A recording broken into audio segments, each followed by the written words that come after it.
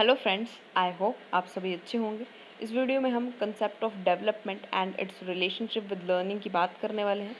इसमें हम जानेंगे कुछ मेजर थ्योरीज और मॉडल्स ऑफ लर्निंग। राइट, इससे पहले भी हम एक वीडियो में concept of development and it's relationship with learning की बात हम कर चुके हैं। तो अगर आपने वो वीडियो नहीं देखी तो नीचे डिस्क्रिप्शन में आपको लिंक मिल जाएगा, आप वहाँ से चेकआउट कर सकते हैं। साथ ही साथ अगर आप इस वीडियो का पीडीएफ चाहते हैं तो प्लीज़ हमें इंस्टाग्राम पर फॉलो कर लें। इंस्टाग्राम का लिंक नीचे आपको डिस्क्रिप्शन में मिल जाएगा। और आपको हमारे चैनल पर जो साइकोलॉजी से जुड़े टॉपिक्स हैं उनकी प्लेलिस्ट भी आपको मिल जाएगी, तो आप वहाँ से सारी वीडियोस चेकआउट कर सकते हैं। तो चलिए इस वीडियो को शुरू करते हैं। सबसे पहले बात हम कर रहे हैं एस्पेक्ट्स ऑफ डेवलपमेंट की। राइट, कि क्या क्या एरियाज़ हैं, किन किन एरियाज़ में आपको डेवलपमेंट जो है वो देखने को मिलती है। तो 5 एस्पेक्ट्स हैं। सबसे पहले है फिजिकल डेवलपमेंट, दूसरा है इमोशनल डेवलपमेंट, तीसरा है कोग्निटिव या फिर मेंटल डेवलपमेंट, और चौथा है लैंग्वेज डेवलपमेंट, और पांचवा है मोरल डेवलपमेंट। तो इन एस्पेक्ट्स में आपको डेवलपमेंट देखने को मिलेगी with the change in time. ये चीज़ें इन चीज़ों में राइट आपको डेवलपमेंट में भी आपको चेंज देखने को मिलता है एक पूरे लाइफ प्रोसेस के दौरान। राइट, अब ये जो डेवलपमेंट थी या ये 5 एस्पेक्ट्स ऑफ डेवलपमेंट कहीं ना कहीं ये हमारे बिहेवियर को भी इन्फ्लुएंस करते हैं। तो सबसे पहले हम बिहेवियरिज्म की बात करते हैं। बिहेवियरिज्म एक ऐसा पर्सपेक्टिव है जो कि फोकस करता है किसी इंडिविजुअल के ऑब्जर्वेबल बिहेवियर के ऊपर कि वो किस तरह से लर्न कर रहा है। राइट, अब ऑब्जर्वेबल बिहेवियर जैसे कि वो किस तरह से बात करता है, वो किस तरह से चीज़ों को करता है, तो ये सारे क्या ऑब्जर्वेबल बिहेवियर है किसी इंसान का। राइट, और एट द सेम पॉइंट हम यही पर्सपेक्टिव को यूज़ करते हैं और उसे क्या कहते हैं कि ये इस पर्टिकुलर इंसान का बिहेवियर है। राइट, या फिर आप इसको कुछ और भी कह सकते हैं, लेकिन जनरली हम क्या कहते हैं कि किसी के बात करने का तरीका कैसा है, किसी के काम करने का तरीका कैसा है, तो वो उसका बिहेवियर है।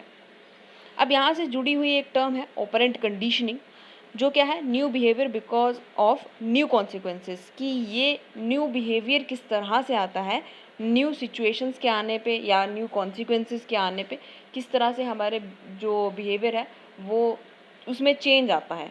That is operant conditioning. तो ये कहाँ फोकस करता है कि कैसे एक कॉन्सिक्वेंस जो है वो हमारे बिहेवियर को अफेक्ट करता है, जो बिहेवियर हमारा कितने समय से चला आ रहा है उसको ये किस तरह से इफेक्ट करता है। That is operant conditioning. Operant conditioning वहाँ पे फोकस करती है। नेक्स्ट चलते हैं। तो इस चीज़ को समझने के लिए कि ऑपरेंट कंडीशनिंग क्या है, बीएफ स्किनर का एक एक्सपेरिमेंट देखते हैं। इन्होंने लेबोरेटरी में रैट्स के ऊपर ये एक्सपेरिमेंट परफॉर्म किया था। तो ये जो आप पिक्चर देख रहे हैं ये बीएफ स्किनर की है, और इस तरह का उन्होंने एक केज बनाया जिसमें कि रैट को उन्होंने प्लेस कर दिया। वहाँ पे केज में स्पीकर, लाइट, लीवर, डिस्पेंसर, इस तरह से 4 चीज़ें जो थी वो बनी हुई थी। अब डिस्पेंसर से क्या था कि जब वो रैट लीवर को पुश करेगा तो डिस्पेंसर से उसको क्या मिलेगा, फूड मिलेगा। राइट, अब उन्होंने क्या किया कि जब उन्होंने रैट को उसमें प्लेस किया उस केज में, तो रैट जो है वो वहाँ पे घूमने लगा, रैंडमली घूमने लगा इधर उधर। और थोड़ी देर बाद क्या हुआ कि अचानक से लीवर जो है वो उससे प्रेस हो गया और उसको क्या मिला, पैलेट ऑफ फूड।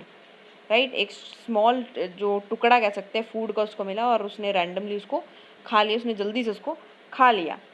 अब थोड़े टाइम बाद क्या हुआ कि जब उसने और टाइम स्पेंड किया तो लीवर जो है वो दोबारा दबा और दोबारा से उसको खाने को चीज़ मिल गई। तो इस तरह से धीरे धीरे क्या है कि जैसे जैसे टाइम गुजरता गया तो धीरे धीरे रैट की कंडीशनिंग होगी कि जब वो इस लीवर को प्रेस कर रहा है तभी उसको फूड मिल रहा है। तो अब रैट को इधर उधर घूमने की ज़रूरत नहीं पड़ी, उसके दिमाग में ये चीज़ बैठ गई कि अगर वो लीवर को प्रेस करेगा तो उसको खाने को चीज़ मिलेगी। तो ये क्या है, ये ऑपरेंट कंडीशनिंग है।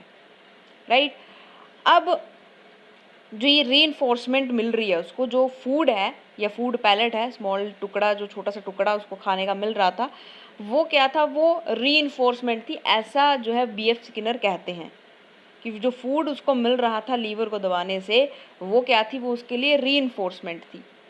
राइट, और जो लीवर था वो खुद में क्या था, वो ऑपरेंट था क्योंकि वो उसके एनवायरनमेंट को ऑपरेट कर रहा है। राइट, अब जो ये ऑपरेंट कंडीशनिंग है ये आपको अंदर से मोटिवेट करती है, मतलब कि इंट्रिंसिक मोटिवेशन आपको मिलती है, क्योंकि ज़रूरी नहीं है कि आपको हर एक काम करने पे रीइंफोर्समेंट के तौर पे खाने की ही कोई चीज़ मिले, राइट।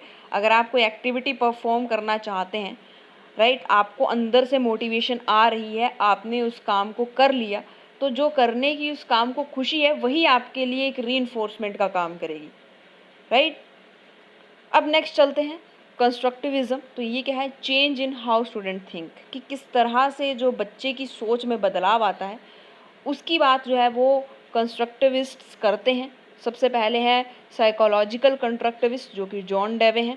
तो जॉन डेवे जी ने क्या कहा था, इन्होंने कभी भी टर्म कंस्ट्रक्टिविज्म का यूज़ नहीं किया, लेकिन जो इनका पॉइंट ऑफ व्यू था चीज़ों को समझाने का वो कहीं ना कहीं टाइप ऑफ कंस्ट्रक्टिविज्म ही था। तो उन्होंने बहुत डिटेल में इसकी इम्प्लीकेशंस एडुकेटर्स के लिए जो है इसके ऊपर बात की है। तो उन्होंने ये बताया कि दैट एक जो स्टूडेंट है वो प्राइमरली अपने नॉलेज के बेस पे ही खुद का नॉलेज खुद बिल्ड करके ही सीखता है। Then teacher should adjust the curriculum to fit student. तो टीचर्स को क्या है, ऐसा ही करिकुलम बनाना चाहिए, फ्रेम करना चाहिए जिसमें कि स्टूडेंट्स जो है वो अच्छे से फिट हो जाएं। Prior knowledge and interest as fully as possible. तो उनका प्रायर नॉलेज, राइट, मतलब कि उनके नॉलेज की प्रायोरिटी और उनके इंटरेस्ट को प्रायोरिटी रख कर ही जो हमें करिकुलम है वो फ्रेम करना चाहिए। He also argued that a curriculum could only be justified if it is related as fully as possible to the activities and responsibilities that student will probably have later after leaving the school। तो बोलते हैं कि ये जो जो ये curriculum है, right, ये तभी पूरा का पूरा जस्टिफाई होगा जब उसमें वो सारी पॉसिबल चीज़ें जो है वो हम डालेंगे, जो भी एक्टिविटीज़ या फिर जो भी रिस्पॉन्सिबिलिटीज़ एक स्टूडेंट को स्कूल छोड़ने के बाद भी जो उसको लाइफ में हेल्प करेंगी, राइट। तो उन चीज़ों को अगर आप करिकुलम में डालेंगे तभी वो करिकुलम जस्टिफाई माना जाएगा, क्योंकि स्कूल के बाद उसको अपनी ज़िंदगी स्पेंड करने के लिए भी बहुत सारी रिस्पॉन्सिबिलिटीज़, बहुत सारी एक्टिविटीज़ जो है वो लाइफ के दौरान परफॉर्म करनी पड़ेंगी। तो इस चीज़ के बारे में जॉन डेवे ने बात की थी, राइट। अब नेक्स्ट चलते हैं जीन पियाजे। तो इन्होंने बात की थी कि मेंटल एक्टिविटीज़ किस तरह से होती हैं, राइट, कि एक इंसान के अंदर किस तरह से न्यू आइडियाज़ आते हैं, किस तरह से इंसान सोचता है, उसके बारे में जीन पियाजे ने बात की थी। तो इन्होंने क्या कहा कि जो लर्निंग है इंसान की वो दो मेंटल एक्टिविटीज़ के बीच में एक दूसरे से जुड़ी हुई हैं, मतलब दो मेंटल एक्टिविटीज़ से जुड़ी हुई हैं, उन्हीं के बेस के ऊपर इंसान जो है वो लर्निंग करता है। तो वो दो एक्टिविटीज़ कौन सी थी, एसिमिलेशन और एकोमोडेशन, राइट। अब एसिमिलेशन क्या थी, तो एसिमिलेशन थी कि न्यू इन्फॉर्मेशन का इन्फ्लुएंस होना, मतलब कि किसी इंसान का जो है वो न्यू सिचुएशन आई और उस सिचुएशन को सॉल्व करने के लिए वो कोई न्यू इन्फॉर्मेशन ले रहा है, राइट। अब जो न्यू इन्फॉर्मेशन और न्यू आइडियाज़ उसे आ रहे हैं उसी को क्या कहा गया, उसी को एसिमिलेशन कहा गया, राइट। और अकोमोडेशन क्या थी, तो अकोमोडेशन थी कि जो उसने एसिमिलेशन में जो न्यू आइडियाज़ और न्यू कॉन्सेप्ट्स को उसने बिल्डअप किया था अपने दिमाग में, उसी का वो रिवीजन कर रहा है कोई अलग सी सिचुएशन को सॉल्व करने के लिए। कोई उसने जो पुरानी इन्फॉर्मेशन को यूज़ करके उसको मॉडिफाई कर लिया और देन कोई सिचुएशन को वो सॉल्व कर रहा है, दैट इज़ अकोमोडेशन, राइट। अब इसको समझते हैं कि कैसे ये होता है। मान लेते हैं कि ये कोई पर्सन है पी, राइट। अब इसके ऊपर कोई प्रॉब्लम पड़ गई, ठीक है, ये किसी प्रॉब्लम में आ गया।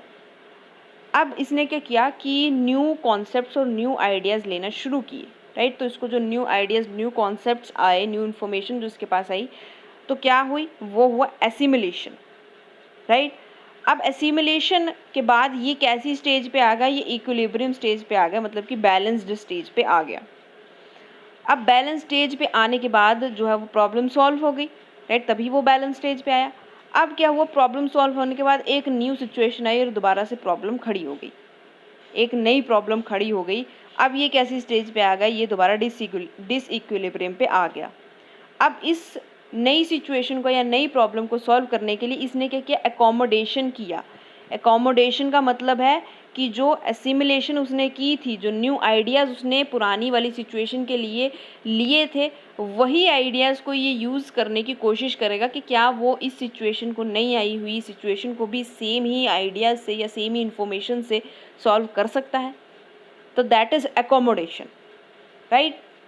तो इन सभी चीज़ों के बारे में बात की थी जीन पियाजे ने, राइट। तो कोग्निटिव इक्विलिब्रियम क्या है, which is a balance between reliance on prior information and openness to the new information, right. Prior information और न्यू इन्फॉर्मेशन के बीच में जो एक बैलेंस बना हुआ है, that is cognitive equilibrium, right. और जो ये सोचने की क्षमता थी, राइट, जो पर्सन हमने डिस्कस किया अभी कि पर्सन ने क्या किया, एक आइडिया बनाया अपने दिमाग में या कोई आइडिया उसने लिया, तो ये जो मेंटल रिप्रेजेंटेशन जो थी वहाँ पे, उसको पियाजे ने क्या कहा, स्कीमा, राइट। मतलब कि उसने एक स्कीमा बनाया एसिमिलेशन की, न्यू आइडियाज़ की, वो स्कीमा को उसने यूज़ किया उस प्रॉब्लम को सॉल्व करने के लिए। तो जो ये मेंटल रिप्रेजेंटेशन है उसकी, उसको उसने स्कीमा का नाम दिया था पियाजे ने, राइट। तो अब नेक्स्ट चलते हैं सोशल कंस्ट्रक्टिविज्म। तो सोशल कंस्ट्रक्टिविज्म कौन है, हमारे जेरोम ब्रूनर। तो इन्होंने क्या बात की थी कि एक बच्चा जो है वो कैसे सीखता है, राइट। तो student could usually learn more than had been traditionally expected as long as they were given appropriate guidance and resources. He such support he called such support instructional scaffolding. अब देखिए इन्होंने क्या बात की कि जो बच्चा है, जितना उसको ट्रेडिशनली सिखाया जाता है या एक्सपेक्ट किया जाता है कि वो इतना सीख जाएगा, वो उससे कहीं ज़्यादा क्षमता रखता है सीखने की, राइट। अब जो ट्रेडिशनली उसको सिखाया जाता है उसमें उसको एक अप्रोप्रिएट गाइडेंस और रिसोर्सेज जो है वो प्रोवाइड करवाए जाते हैं, और ये जो रिसोर्सेज और गाइडेंस प्रोवाइड करवाई जाती है, इसी को इंस्ट्रक्शनल स्कैफोल्डिंग का नाम दिया गया। अब स्कैफोल्डिंग क्या है इसको समझिए आप। स्कैफोल्डिंग है कि मान लीजिए आप साइकिल चलाना सीखना चाहते हैं, राइट। तो आपने जब बचपन में साइकिल चलाना सीखा तो आपने, ऐसा तो नहीं है कि आप पहली बार साइकिल पर बैठे और आपने चलाना सीख ली, कहीं ना कहीं आपको किसी बड़े की सपोर्ट की ज़रूरत पड़ी। तो वो जो सपोर्ट था वो आपके लिए क्या काम कर रहा था, इंस्ट्रक्शनल स्कैफोल्डिंग का काम कर रहा था, राइट।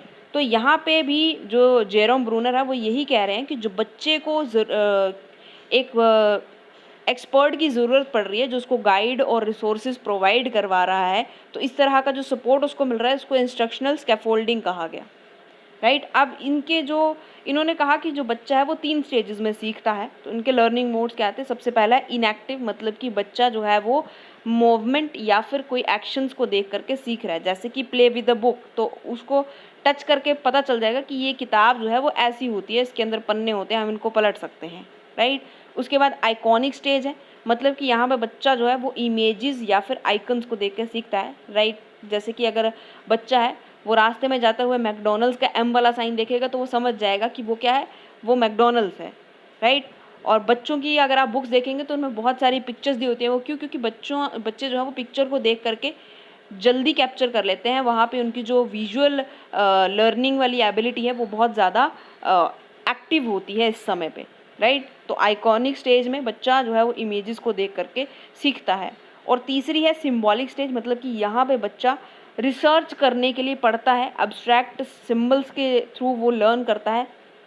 मतलब क्या है कि अब वो चीज़ों के पीछे जो राज छुपे हैं उनको जानने के लिए वो पढ़ रहा है, right. Read for the research, मतलब कि जो चीज़ें हैं वो क्यों ऐसी हो रही हैं उनको जानने के लिए वो पढ़ रहा है। और सिम्बल्स तो वो, क्योंकि उसने लैंग्वेज लर्न की होगी, वो लिखना सीखा होगा, तो सिम्बल्स तो वैसे ही वो सीख चुका है, राइट। तो जो अब्स्ट्रैक्ट सिम्बल्स हैं उनके थ्रू वो अब सीख रहा है, that is symbolic stage, right.